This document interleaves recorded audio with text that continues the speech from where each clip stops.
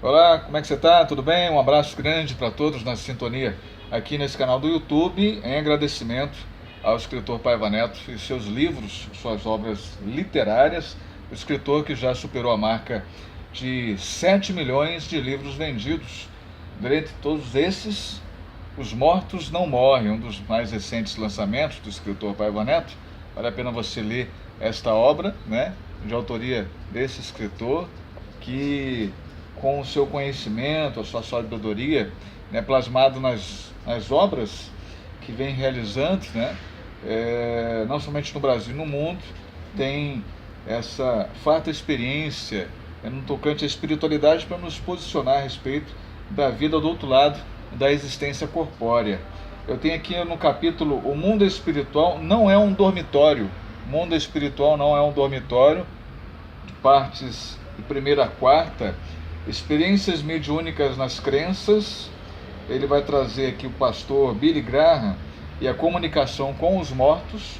Tá?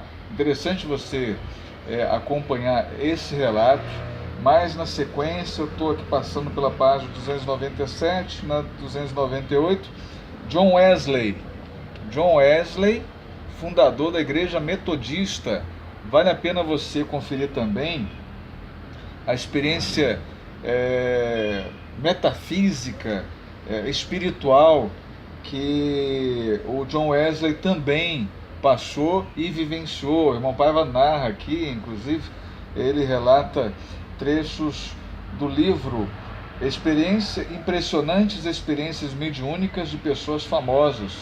Então ele e a família dele, aqui é o relato da mãe do Wesley, tá? É interessante você estudar. Outro subtítulo: Médico se vê vivo após a morte. Ele trata aqui de André Luiz, tá? Um famoso espírito escritor, que está sempre trazendo e trouxe muitos livros, muitas obras através da caneta da sensitividade de Francisco Cândido Xavier. Mais adiante aqui, o irmão Paiva traz, sobre o relato do espírito André Luiz, o subtítulo: O Poder Infinito da Prece. Eu quero trazer aqui um trecho, muita atenção a essas palavras do que traz André Luiz, quando ele chegou no mundo espiritual, como é que ele viu o cenário lá.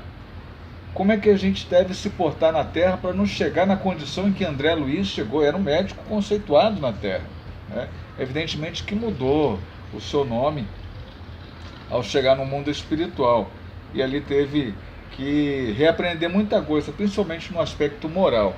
Eu quero trazer aqui para que todos compreendam, vou trazer em duas partes, né?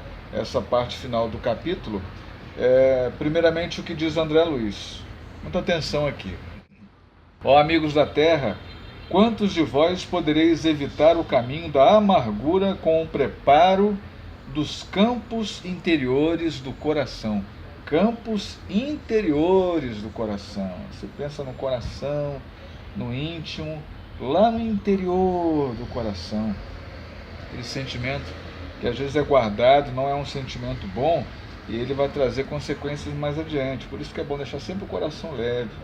Acendei vossas luzes antes de atravessar a grande sombra. Ele está se referindo aqui à morte, tá? Como grande sombra. Para ele foi.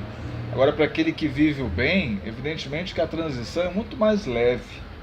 Buscai a verdade antes que a verdade vos surpreenda. Então é necessário que a gente não viva sob o aspecto da mentira, ou que a gente se engane, minta para nós mesmos, quando na verdade o nosso sentimento pede para ir numa direção, a nossa intuição pede que caminhemos numa vertente muito mais luminosa, e a gente vive ombreando com a escuridão, com a obscuridade. Suai agora, para não chorardes depois. André Luiz falando quando se encontrava no umbral. Gente, umbral é uma região, a Terra faz parte do umbral, tá? A gente tem o abismo, a gente tem as regiões trevosas, a gente tem a crosta terrestre, tá? Acima da crosta terrestre, que já é uma espécie de umbral, a gente vive no umbral. A gente tem um umbral mais denso, mais pesado, um umbral mais leve, que é na sequência, e acima do umbral mais leve, onde ficam as colônias espirituais, a exemplo do nosso lar, que se situa sobre a cidade do Rio de Janeiro. Então é necessário que a gente compreenda até um pouco mesmo esses mecanismos das vidas, né, nas suas gradações. O abismo, as profundezas do abismo, o Apocalipse relata isso, tá? O mundo trevoso, a crosta onde nos encontramos, o abismo mais denso, pesado, mais leve, e as colônias espirituais. Em cima das colônias espirituais, a gente tem outras esferas dentro desse próprio planeta Terra, né, nas suas diversas dimensões, como o irmão Paiva muito bem nos faz entender. Suai agora para não chorardes depois. A quem recorrer? A pergunta importante proferida por André Luiz. Por maior que fosse a cultura intelectual trazida do mundo, não poderia alterar agora a realidade da vida.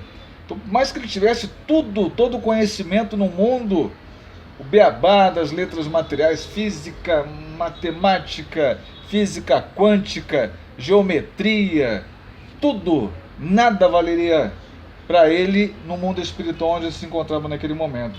Meus conhecimentos ante o infinito, agora na eternidade, semelhavam-se a pequenas bolhas de sabão, levadas ao vento impetuoso que transforma as paisagens. Só isso. Foi quando comecei a recordar que deveria existir um autor da vida, fosse onde fosse. Essa ideia confortou-me. Eu, que detestara as religiões do mundo, experimentava agora a necessidade de conforto místico. Médico extremamente arraigado ao negativismo da minha geração, impunha-se-me em atitude renovadora. Que bom! Tornava-se imprescindível, o irmão Paiva destaca imprescindível em negrito, confessar a falência do amor próprio, a que me consagrara orgulhoso. E quando as energias me faltavam de todo, quando me sentia absolutamente colado ao lodo da terra, olha, ele chegou ao fundo do poço, né? Eu não estou me referindo aí naquelas gradações espirituais mais inferiores, como as regiões trevosas e abismais. Ele estava ali num umbral mais denso, acima da terra. Prossegue aqui. E quando as energias me faltavam de todo, quando me sentia absolutamente colado ao lodo da terra, sem forças para me reerguer-me, pedi ao Supremo Autor da natureza me estendesse mãos paternais. Em tão amargurosa emergência. Quanto tempo durou a rogativa? Quantas horas consagrei à súplica de mãos postas, imitando a criança aflita? Apenas sei que a chuva das lágrimas me lavou o rosto, que todos os meus sentimentos se concentravam na prece dolorosa. Ele estava no lodo, precisava reagir, e a prece foi o mecanismo. Estaria então completamente esquecido? Diz André Luiz. Não era igualmente filho de Deus, embora não cogitasse de conhecer-lhe a atividade sublime, quando engolfado nas vaidades da experiência humana? Por que não me perdoaria o eterno Pai, quando providenciava ninho às aves inconscientes e protegia, bondoso, a flor tenra dos campos agrestes? Que coisa, hein? Agora vem um relato importante e precioso para a compreensão de tudo aquilo que a gente leu anteriormente. É preciso haver sofrido muito para entender todas as misteriosas belezas da oração. Então, somente a golpes de machado, com o sofrimento, que ele conseguiu entender as belezas da oração, o perfume que nascia no meio daquele lodo onde ele se encontrava. É necessário haver conhecido o remorso. Gente, o remorso é sinal de que estamos sendo cutucados pela providência divina para reavermos a nossa atitude. Enquanto estamos na terra, Jesus fala, diante de colocarmos ali, depositarmos a nossa oferta no altar, vamos reconciliar com o nosso inimigo, com o nosso adversário. Então é importante que a gente tire todo o peso do coração, que a gente não deixe de fazer tudo isso acontecer. A gente vai dar sequência aqui a esse bate-papo e a gente quer contar com você. Eu vou trazer aqui o restante tá bom? Para a gente não se alugar, a gente agradece você. Se inscreva no canal, participe aqui, deixe o seu like, faça o seu comentário, é muito importante, compartilhe para todo mundo, tá bom? Deus está presente, viva Jesus em nossos corações para sempre!